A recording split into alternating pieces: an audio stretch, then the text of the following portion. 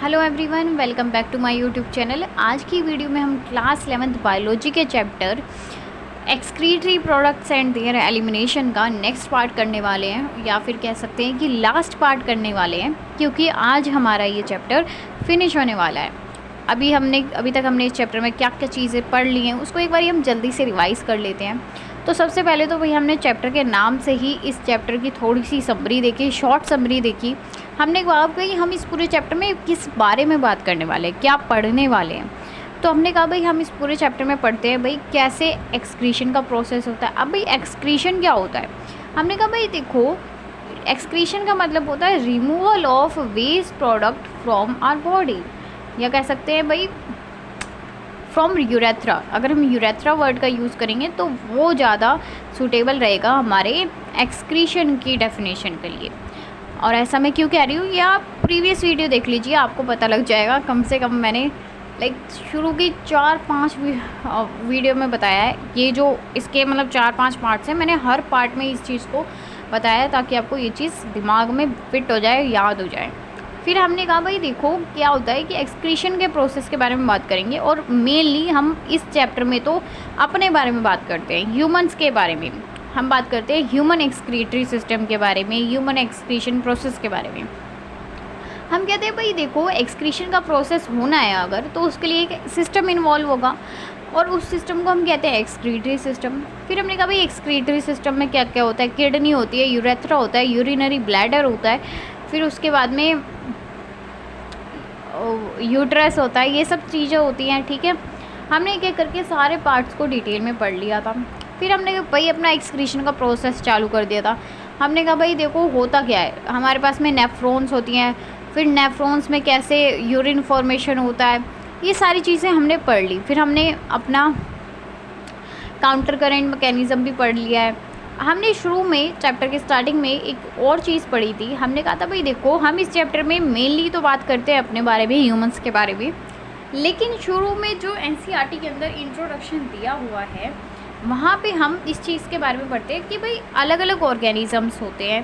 तो उनके अंदर मतलब जो हमारे पास में ऑर्गेनिज़म्स हैं, काफ़ी सारे ऑर्गेनिज़म है धरती पे, पृथ्वी पे। तो हर ऑर्गेनिज़म के पास में सेम तरीके का एक्सक्रीटरी सिस्टम तो नहीं होगा ना भाई, सबका एक्सक्रीटरी सिस्टम अलग अलग होगा। तो हम वही देखते हैं भाई किस ऑर्गेनिज़म में एक्सक्रीशन के लिए कौन सा ऑर्गन है, या कह सकते हैं भाई हर ऑर्गेनिज़म में डिफरेंट टाइप्स ऑफ ऑर्गेनिज़म में कौन क्या उनका एक्सक्रीटरी ऑर्गन है, ये हम पढ़ते हैं। ठीक है, फिर हमने कहा था भाई 3 तरह के हमारे पास में ऑर्गेनिज़म्स होते हैं, कौन कौन से, अमीनोटैलिक, यूरियोटैलिक और यूरिकोटैलिक। अब इनके बारे में क्या क्या बातें की थी वो तो हम सारी रिपीट नहीं कर पाएंगे, बस मैं आपको थोड़ा सा बता देती हूँ। देखो, अमीनोटैलिक वो होते हैं जिनका जो वेस्ट प्रोडक्ट होता है वो अमोनिया होता है। यूरियोटैलिक वो होते हैं जिनका वेस्ट प्रोडक्ट यूरिया होता है, जैसे कि हम लोग। फिर वहीं पे यूरिकोटैलिक वो होते हैं जिनका वेस्ट प्रोडक्ट यूरिक एसिड होता है। तो ये सारे अभी मैंने आपको जस्ट टॉपिक के नाम गिनवाए हैं, मतलब टॉपिक बताए हैं कि भाई ये टॉपिक हमने पढ़ लिए हैं, बाकी डिटेल में तो हम पढ़ ही चुके हैं। ठीक है, और आज ये लास्ट पार्ट होने वाला है इस चैप्टर का, तो करते हैं इस चैप्टर को फिनिश। सबसे पहले यार आज हमें पढ़ना है रास। रास का मतलब वो रास नहीं, ठीक है, रास की फुल फॉर्म होती है एक रेनिन एंजियोटेंसिन एल्डोस्टेरोन सिस्टम। अब भाई ये जो वर्ड है एल्डोस्टेरोन, ये तो आपको पहली बार सुना नहीं लग रहा होगा, क्योंकि लास्ट वीडियो में हम इस बारे में पढ़ चुके हैं। एल्डोस्टेरोन के बारे में मैंने आपको बताया था, और बताना है एल्डोस्टेरोन क्या करता है कमेंट में, देखते हैं आपको कितना याद है। ठीक है, उसके बाद में अब भाई आगे देखते हैं। अब देखो एक इम्पॉर्टेंट चीज़ समझो, जिन लोगों ने डाइजेशन चैप्टर पढ़ा है, मेरे से पढ़ा या किसी और से, उनको एक चीज़ पता होगी कि हम भाई डाइजेशन वाले चैप्टर में भी एक रेनिन वर्ड को पढ़ते हैं। तो ज़रा बताना उस वाले रेनिन की स्पेलिंग क्या होती थी। देखो, इस चीज़ में कभी भी कंफ्यूज मत होना। जब मैंने डाइजेशन वाला चैप्टर समझाया था तब मैंने आपको ये चीज़ बहुत बार बताई थी कि भाई 2 वर्ड्स होते हैं रेनिन, लेकिन दोनों की स्पेलिंग्स अलग अलग हैं। एक जो रेनिन होता है वो डाइजेशन वाले चैप्टर का है, और एक जो रेनिन है वो ये एक्सक्रीशन वाले चैप्टर का है। जो डाइजेशन वाले चैप्टर में रेनिन की स्पेलिंग होती है वो रेनिन अलग है, उसमें डबल एन आता है। ये जो रेनिन है ये डाइजेशन में पढ़ा था हमने, और मैंने आपको बोला भी था कि ये चीज़ मैं दोबारा से रिपीट करूँगी जब मैं एक्सक्रीशन वाला चैप्टर बताऊँगी। और यहाँ पे जो आप ये रेनिन देख रहे हो ना, इसमें सिंगल एन आएगा, ठीक है। और अगर आपको कभी एमसीक्यू वगैरह आए ना इससे रिलेटेड, तो आपको दोनों स्पेलिंग्स मिलेंगी। अब वो आपको देखना है कि क्वेश्चन कहाँ से पूछा गया है, किस चैप्टर का क्वेश्चन है, उस हिसाब से रेनिन की स्पेलिंग को देख के टिक करके आना, मार्क करके आना। अब देखो हम कहते हैं भाई इस रास की मैकेनिज्म में होगा क्या। अब एक चीज़ याद करो, थोड़ा सा पीछे जाओ। हमने प्रीवियस वीडियो में, मतलब जो हमारी लास्ट वीडियो रही है, उसमें हमने पढ़ा था भाई देखो 2 तरह की कंडीशन है। एक कंडीशन तो वो थी जब आपने खुल के पानी पिया हुआ था, यानी कि नॉर्मल डेज। दूसरी कंडीशन थी कि भाई आपने पानी बहुत ज़्यादा कम पिया है या फिर पिया ही नहीं है। मतलब कौन सी सिचुएशन की बात हो रही है, व्रत की या रमज़ान की, ठीक है। तो फिर उसके बाद में हमने वो प्रोसेस पढ़ लिया था कि भाई अगर पानी ज़्यादा पियेंगे तो क्या होगा, पानी कम पियेंगे तो क्या होगा। लेकिन अब मैं कह रही हूँ जब हम पानी कम पीते हैं ना, तो हमारे पास में एक और मैकेनिज़्म चल सकता है, उसको ही हम बोलते हैं रास मैकेनिज़्म। भाई इसमें होगा क्या, देखो भाई इसमें वो इसी को ही हम एक और चीज़ बोलते हैं, एक और नाम से जानते हैं, जिसको हम कहते हैं ज़ेस्टा ग्लोमेरुलस एपेरेटस, ठीक है। और इसे ही हम शॉर्ट में बोल देते हैं JGA, ठीक है। हम कहते हैं भाई यहाँ पे ना 3 तरीके के सेल्स प्रेजेंट होते हैं। कौन कौन से? सबसे पहले तो हमारे पास में मैस्कुलर डेंसा होता है। ये हमें मिलते कहाँ पे हैं, देखो भाई डेंसा DR है तो DCD में मिलते हैं ये, ठीक है जी। फिर हम कहते हैं ज़ेस्टा ग्लोमेरुलस, ये कहाँ पे मिलता है? ये मिलते हैं हमें एफरेंट और इफरेंट आर्ट्रियोल्स में। याद है ना ये क्या होता है, पीछे का भूलना नहीं है, ठीक है। फिर उसके बाद में लास्ट मिलते हैं हमें लेसिस सेल्स। देखो भाई ये जो लेसिस सेल्स होते हैं ना, इनका हमें पता ही नहीं है कि ये क्या काम करते हैं, ठीक है। इनका हमें काम ही नहीं पता कि भाई प्रेजेंट क्यों है, बस ये पता है ये भाई प्रेजेंट है, लेकिन ये नहीं पता भाई इनका काम क्या। अभी तक तो डिस्कवर नहीं है, इन फ्यूचर हो जाए या फिर आप साइंटिस्ट बन के कर दो तो भी कुछ कह नहीं सकते, ठीक है। चलो अब नेक्स्ट देखते हैं आगे क्या। अब देखो ये चीज़ तो हमने प्रीवियस वीडियो में भी पढ़ी थी कि भाई जब हम पानी कम पी रहे थे तो जो हमारा ब्लड वॉल्यूम था वो भी कम था। ब्लड वॉल्यूम कम था तो ब्लड प्रेशर भी कम था। ये चीज़ हमने पिछली वीडियो में ही पढ़ ली थी।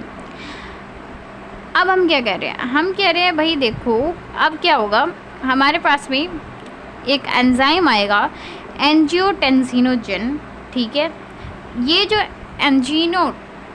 एंजियोटेंसिनोजन होगा इसको रेनिन कन्वर्ट कर देगा एंजियोटेंसिन 1 में। देखो हुआ क्या, मैं दोबारा से बताऊंगी। देखो भाई क्या है, हमने कहा भाई हम पानी कम पी रहे हैं तो उस दिन क्या होगा, हमारा ब्लड वॉल्यूम भी कम होगा। ब्लड वॉल्यूम कम है तो ब्लड प्रेशर भी कम होगा, ठीक है। हम कह रहे हैं भाई एक एंजाइम आएगा जिसका नाम होता है एंजियोटेंसिनोजन, ठीक है। फिर अब ये जो एंजियोटेंसिनोजन है ये कन्वर्ट हो जाएगा एंजियोटेंसिन 1 में, और इसको कन्वर्ट कौन करेगा, रेनिन। अब देखो भाई रेनिन 2 एंजाइम है, मैं आपको बार बार ये चीज़ बोली हूँ। यहाँ पे जो रेनिन एंजाइम है उसमें सिंगल एन है, ठीक है। अब ये जो एंजियोटेंसिन 1 है ये एंजियोटेंसिन 2 में कन्वर्ट हो जाएगा, ठीक है। अब फिर क्या होगा भाई देखो, अब यहाँ पे हमारे पास में यहाँ से अब ये जो एंजियोटेंसिन 2 है यहाँ से सिग्नल जाएगा हाइपोथैलेमस के पास में, ठीक है भाई। फिर उसके बाद में यहाँ पे वैसो कॉन्स्ट्रिक्शन हो जाएगी स्मूथ मसल्स की। स्मूथ मसल्स के बारे में हम पढ़ चुके हैं अपने एनिमल टिश्यू वाले चैप्टर में। तो हम कहते हैं यहाँ पे भाई वैसो कॉन्स्ट्रिक्शन हो जाएगी, ठीक है। मतलब कॉन्स्ट्रिक्ट मतलब जो हमारा क्रॉस सेक्शनल एरिया है वो कम हो जाएगा।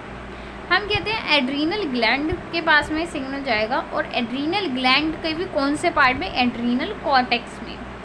अब भाई जो हमारा एड्रीनल कॉर्टेक्स है वहाँ से हमारा हार्मोन रिलीज़ होगा जिसका नाम है एल्डोस्टेरोन। उसके बाद में हमारे पास में हमने एल्डोस्टेरोन के बारे में तो पहले भी पढ़ा था। अब एल्डोस्टेरोन हमारे पास में रिलीज़ हो गया तो अब क्या होगा, रीएब्जॉर्प्शन ऑफ सोडियम। अब भाई यहाँ पे चलेगा हमारे पास में सोडियम पोटेशियम पंप। अब ये सोडियम पोटेशियम पंप क्या होता है इसके बारे में अभी ज़्यादा टेंशन मत लो, हम पढ़ने वाले मतलब लाइक लास्ट के जो चैप्टर्स है उसमें हम अच्छे से पढ़ते हैं सोडियम पोटेशियम पंप। तो हम कहते हैं भाई फिर यहाँ पे सोडियम पोटेशियम पंप चलने लग जाता है। बेसिकली होता क्या है, सोडियम बाहर आएगा और कैल्शियम अंदर जाएगा, ये होता है, ठीक है। तो उसके बाद में फिर ये पंप चलता है हमारे डीसीटी के अंदर। फिर उसके बाद में वाटर का जो रीएब्जॉर्प्शन है वो बढ़ जाता है। अब भाई एक बात बताओ, ये सारी कहानी ना हम पढ़ चुके हैं, अगर मैं अभी समझाने बैठूँगी तो भाई बहुत ज़्यादा टाइम लग जाएगा। तो और यार फिर वो चीज़ मैंने आपको कई बार जो मतलब पिछली वीडियो है उसके अंदर मैंने ऐसा नहीं है एक बार ही बोल के छोड़ दिया, लाइक पूरी वीडियो में बार बार रिपीट किया वो चीज़ें। तो आप प्लीज़ वो वीडियो देख लेना, उसमें ये चीज़ ज़्यादा अच्छे से बताई हुई है, ठीक है। फिर वाटर का रीएब्जॉर्प्शन बढ़ जाता है, मैंने बहुत अच्छे से डिटेल में समझाया है रीएब्जॉर्प्शन क्या होता है, सिक्रीशन क्या होता है, डिफरेंस इनके बीच में, ठीक है। तो भाई ये था अपना क्या रास मैकेनिज़्म, बस यार इतना सा है। जैसे मैंने फ्लो चार्ट में आपको नोट्स बना के दिए हैं वैसे ही बनाना, बिल्कुल इजीली सब कुछ याद हो जाएगा, ठीक है। अब उसके बाद में नेक्स्ट देखो, release of ANF, atrial natriuretic peptide. अब यहाँ पे क्या होगा भाई, अगर ब्लड प्रेशर ज़्यादा है तो जो ब्लड होगा वो हार्ट के पास में जाएगा। हार्ट के पास में अगर ब्लड जा रहा है तो हमारे पास में जो हार्ट की वॉल्स होंगी वहाँ से हमारे पास में ANF रिलीज़ हो जाएगा, बस यही है यहाँ पे। तो भाई यहाँ पे क्वेश्चन आ जाएगा जो ANF है कहाँ से रिलीज़ होगा, कैसे रिलीज़ होगा। तो हमें पता है जब भाई ब्लड प्रेशर बढ़ेगा तो जो हमारा ब्लड है भाई वो हार्ट के पास जाने लगेगा। अगर ब्लड हार्ट के पास में जाएगा तो वहाँ से हमारे पास में ANF रिलीज़ हो जाएगा, ठीक है। अब हम पढ़ने वाले हैं हीमोडायलिसिस। भाई ये क्या होता है यार, देखो आपने डायलिसिस वर्ड सुना होगा और शायद आपके मतलब आसपास फैमिली वगैरह किसी ना किसी को डायलिसिस करवाना भी पड़ा होगा। ऐसे ही कोई बहुत अच्छी चीज़ नहीं है, मैं बता दूँ, ये लाइक बहुत ज़्यादा कॉस्टली होती है। इसमें होता क्या है, जब पर्सन की किडनी में प्रॉब्लम्स होने लग जाती हैं तो फिर डायलिसिस करना होता है। डायलिसिस में बेसिकली होता क्या है यार, क्या होगा अगर आपकी किडनी अच्छे से काम नहीं कर रही। हमने अभी इतना पूरे चैप्टर में यही ग्राम कहानी पढ़ी है कि भाई देखो किडनी क्या कर रही है, एक्सक्रीशन का प्रोसेस करवा रही है, यानी कि किडनी यूरिया को बना रही है, यूरिया को बाहर निकलने में हेल्प कर रही है, ठीक है। अब जब किडनी फेल हो जाती है, किडनी लाइक कह सकते हैं ख़राब होने लग जाती है, तो यूरिन नहीं बन पाता सही से या फिर यूरिन पास आउट नहीं हो पाता। तो मेन प्रॉब्लम ये रहती है कि हमारी बॉडी के अंदर जो हमारा वेस्ट प्रोडक्ट होता है वो ऐसे कैसे ही घूमता रहता है। मैंने क्या कहा, मैंने कहा भाई देखो जब हमारे पास में किडनी ख़राब हो जाती है तो क्या होता है कि हमारा जो वेस्ट प्रोडक्ट है वो हमारी बॉडी में ही घूमता रहता है। अब भाई आप एक बात बताओ, कितने टाइम तक रख लोगे अपनी बॉडी में ऐसे यूरिन को, नहीं रख सकते ना। तो इसलिए डायलिसिस में क्या होता है कि पर्सन को मतलब एक उसका डायग्नोसिस करते हैं और क्या है बॉडी से बस यार अपना यूरिया निकालते हैं। और पता है शुरू में क्या होता है कि पहले तो भाई 6 महीने में एक बार हो रहा है, 4 महीने में एक बार ही हो रही है ये डायलिसिस। करते करते फिर ऐसे हो जाता है कि एक हफ्ते बाद करानी पड़ती है, जो कि यार बहुत ज़्यादा कॉस्टली पड़ जाता है। अब देखो भाई होता कैसे है ये डायलिसिस का प्रोसेस, ये समझो आगे से। मतलब लाइक अगर आप सुनो डायलिसिस किसी ने करवाई है ये क्या है, तो आपको ये क्लियर होना चाहिए सब कुछ कि कैसे होती है डायलिसिस। देखो सबसे पहले तो हमारी रेडियल आर्टरी से ब्लड लिया जाता है, यानी कि जिस भी पेशेंट का डायलिसिस करना है उसकी आर्टरी, और आर्टरी भी कौन सी, रेडियल आर्टरी से ब्लड लेना शुरू करते हैं, ठीक है। अब भाई एक बात बताओ, ब्लड ऐसे ही बाहर रहेगा तो वो कोएगुलेट ही नहीं हो जाएगा, हो जाएगा। तो हम चाहते हैं कि भाई हमारा जो ब्लड है उसके अंदर ऐसे कोएगुलेशन ना हो, तो इसलिए हम उसके अंदर एंटी कोएगुलेंट डाल देते हैं। अब भाई एंटी कोएगुलेंट कौन होता है, हेपेरिन होता है, और इसके बारे में हम सब जानते हैं, मैंने आपको पहले पढ़ाया हुआ है इस चीज़ के बारे में। अब उसके बाद में हम कहते हैं भाई हेपेरिन डाल दिया हमने, अब जो हमारे पास में ब्लड है वो हमारा डायलिसिस यूनिट में जाता है। अब भाई ये जो डायलिसिस यूनिट है ये होता क्या है, देखो भाई हम कह रहे हैं जो हमारा ब्लड है वो डायलिसिस यूनिट और डायलिसिंग फ्लूइड में जाता है। अब ये जो यहाँ पे क्या होगा, डायलिसिस ये जो अपनी यूनिट है ये सेल्फ्रॉन मेम्ब्रेन की बनी होती है, ठीक है। समझ में आया मैंने क्या कहा, मैंने कहा भाई रेडियल आर्टरी से ब्लड लिया गया, उस ब्लड के अंदर हेपेरिन डाल दिया ताकि कोगुलेशन ना हो। अब वो जो ब्लड है वो डायलिसिंग यूनिट और डायलिसिंग फ्लूइड में जा रहा है। अब हम कह रहे हैं भाई ये जो डायलिसिंग फ्लूइड है ये बना किस चीज़ है, मतलब किस चीज़ का फ्लूइड है। तो हम कहते हैं ये ना बिल्कुल प्लाज्मा की तरह ही होता है, बस इसमें थोड़ा सा डिफरेंस होता है कि इसके अंदर यूरिया होता है इसके अंदर, ठीक है। डायलिसिंग फ्लूइड के अंदर तो यूरिया है, वहीं पे प्लाज्मा के अंदर नहीं, ठीक है। फिर हम कह रहे हैं जब भाई ब्लड हमारा डायलिसिंग यूनिट में जाता है तो वहाँ पे कंसंट्रेशन ग्रेडियंट बन जाता है। ये क्या होता है कंसंट्रेशन ग्रेडियंट, इसके बारे में हम ज़्यादा अच्छे से पढ़ते हैं अपने ट्रांसपोर्ट वाले चैप्टर पे, ठीक है, जो कि हम अभी पढ़ने ही वाले हैं थोड़ा टाइम बाद। हम अब ये ह्यूमन फिजियोलॉजी हम करके फिर हम अपना प्लांट फिजियोलॉजी स्टार्ट करेंगे, जो टफ़ लगती है बहुत लोगों को, लेकिन टफ़ बनाएंगे नहीं, हम उसे ईजी बनाएंगे, ठीक है। हमने कहा भाई अब देखो कंसंट्रेशन ग्रेडियंट जनरेट हो गया, अब उसके बाद में क्या होगा, अब जो यूरिया है वो ब्लड से निकल के हमारे डायलिसिंग फ्लूइड में चला जाएगा। समझ रहे हो, हम यही तो चाहते थे कि जो यूरिया है वो ब्लड से अलग हो जाए। तो बस यही होगा कि जो हमारा यूरिया होगा वो ब्लड से निकल के डायलिसिंग फ्लूइड में चला जाएगा। उसके बाद में भाई अब हमें यही करना था कि ब्लड में से यूरिया को निकालना था, निकाल दिया, अब वापस से ब्लड को बॉडी में भेज दो, बस यही था। और भेजेंगे किस, मतलब देखो भाई ब्लड निकाला था आर्टरी में से, लेकिन भेजेंगे किस में, वीन्स में भेजेंगे, ठीक है। अब हमने क्या कहा, दोबारा से सुनिए, पूरा डायलिसिस का प्रोसेस रिवाइज करते हैं। हमने कहा भाई देखो डायलिसिस में क्या होगा, सबसे पहले तो हम रेडियल आर्टरी से अपना ब्लड निकालते हैं, उस ब्लड को निकाल के उसके अंदर हम हेपेरिन डाल देते हैं। हेपेरिन डालने से क्या होगा, वो एंटीकोगुलेंट है, यानी कि कोगुलेशन को प्रिवेंट करता है। अब हमने हेपेरिन डालने के बाद में क्या किया, जो हमारा ब्लड था उसको हमने डायलिसिंग यूनिट में भेज दिया, ठीक है। अब भाई डायलिसिंग यूनिट, जो हमारी डायलिसिंग यूनिट है वहाँ पे क्या होगा, कंसंट्रेशन ग्रेडियंट बन जाएगा। तो जो ब्लड के अंदर यूरिया था वो ब्लड से निकल के डायलिसिंग फ्लूइड में चला जाएगा, ठीक है। अब भाई हमें यही करना था, अपने ब्लड और यूरिया को अलग करना था, जो कि हमने कर दिया। तो बस अब ब्लड को वापस बॉडी में भेज दो, किसके थ्रू, हमारे वीन्स के थ्रू। निकाला था आर्टरी के थ्रू, कौन सी आर्टरी, रेडियल आर्टरी, और भेजेंगे वीन के रास्ते, ठीक है। तो ये था अपना डायलिसिस का प्रोसेस, और यहीं पे अपना चैप्टर फिनिश होता है, excretory products and their elimination. लेकिन अब करना क्या है आपको, वैसे तो ये चीज़ मैंने पहले भी बोली है, लेकिन दोबारा बोल देते हैं। देखो भाई अपनी मतलब लाइक कह सकते हैं थ्योरी तो कंप्लीट हो गई है, जितना भी समझाना था समझा दिया, मतलब लाइक इंस्टीट्यूट्स में भी इससे ज़्यादा कुछ भी नहीं पढ़ाते यार, मैंने आपको सब कुछ पढ़ा दिया। वहीं पे अगर आप सोचते हो भाई कोचिंग के लिए हम अफोर्ड नहीं कर सकते, तो कोई बात नहीं, देखो थ्योरी के लेक्चर्स मैं आपको प्रोवाइड कर ही रही हूँ, साथ में मेरे पास में 2-4 मतलब इंस्टीट्यूट्स का मॉड्यूल वगैरह भी है, अगर आप कहोगे तो मैं मॉड्यूल की पिक शेयर कर दूँगी।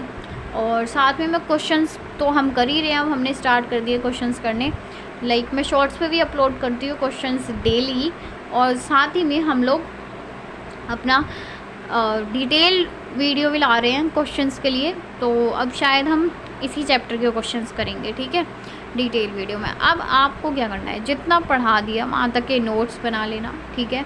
अगर कोई लाइक कह सकते हैं कोई लेक्चर मिस किया है तो पहले उस लेक्चर को देख लेना, सारे नोट्स कंप्लीट कर लो इस चैप्टर के। उसके बाद में एनसीईआरटी पढ़ो, ठीक है। एनसीईआरटी में अभी आपको दिखा रही हूँ क्या कैसे कैसे पढ़ लिया है हमने। एनसीईआरटी पढ़ो, उसके बाद में एनसीईआरटी में अगर कोई लाइन समझ नहीं आ रही तो आप मेरे को बता सकते हो, थोड़ा सा उस लाइन को लिख दो, फिर बाकी मैं समझ जाऊँगी किस लाइन की बात कर रहे हो। शुरू के 1-2 वर्ड्स लिख देना कमेंट करके, तो फिर उस लाइन को मैं मतलब लाइक वो जो आपको समझ में नहीं आ रहा उसके लिए मैं अलग से एक छोटी सी 5 मिनट की वीडियो ले आऊँगी, उसमें आपको डाउट्स क्लियर कर देंगे आपके, ठीक है। उसके बाद में अब मैं क्वेश्चंस करवाऊँगी, वो क्वेश्चंस करना, बस फिर चैप्टर फिनिश हो जाएगा, और रिवाइज़ करना 1-2 बार बस। अब देख लेते हैं भाई एनसीईआरटी में अपना ये चैप्टर,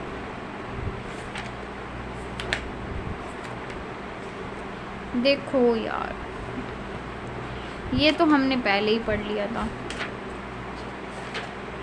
एक्सक्रीटरी, ये देखो ये मैंने जो आपको बताया था कि 3 तरह के ऑर्गेनिजम्स होते हैं, अमीनोटैलिक, यूरियोटैलिक, यूरिकोटैलिक। ये तो हम पढ़ ही चुके हैं। उसके बाद में हमने कहा तक भाई अलग अलग ऑर्गेनिजम्स में अलग अलग एक्सक्रीटरी ऑर्गन्स प्रेजेंट होते हैं, ये भी हमने पढ़ लिया था। फिर हमने ह्यूमन एक्सक्रीटरी सिस्टम पढ़ा, मैंने आपको बताया था भाई आर्टरीज होते हैं। आर्टरीज मतलब ये तो अभी तो मैं आपको जस्ट ओवरव्यू दिखा रही हूँ, हमने तो डिटेल में पढ़ा है सब कुछ। ये हमारे पास में किडनी हो गई, उसके बाद में यूरेटर हो गया, फिर urinary bladder and then urethra.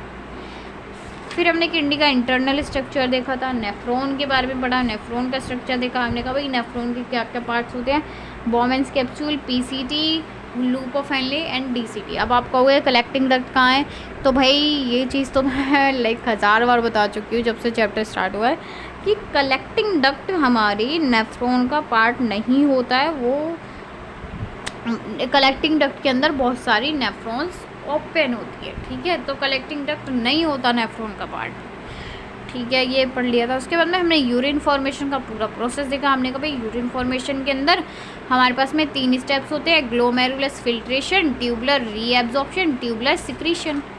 एक एक करके हमने सभी अपने स्टेप्स को डिटेल में पढ़ लिया था। फिर उसके बाद में हमारा आया था काउंटर करंट मैकेनिज़्म, ठीक है, हमने वो पढ़ा अच्छे से। ये डायग्राम भी हमने बहुत सही करके समझ लिया था। फिर अपना रास जो हमने आज पढ़ा, रास के बारे में पढ़ा हमने। और हाँ यार डिसऑर्डर्स रह गए, 1 मिनट रुको, 2-3 मिनट का काम है बस, डिसऑर्डर्स। तो चलो भाई अब डिसऑर्डर्स पढ़ लेते हैं, बस 2 मिनट का काम है।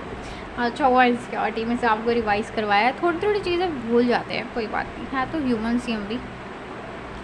भाई डिसऑर्डर्स, भाई किडनी के बारे में, किडनी से रिलेटेड ही बीमारियां पड़ेंगे थोड़ी बहुत, यूरिन से रिलेटेड। सबसे पहले आती है हमारे पास में ग्लाइकोस्यूरिया।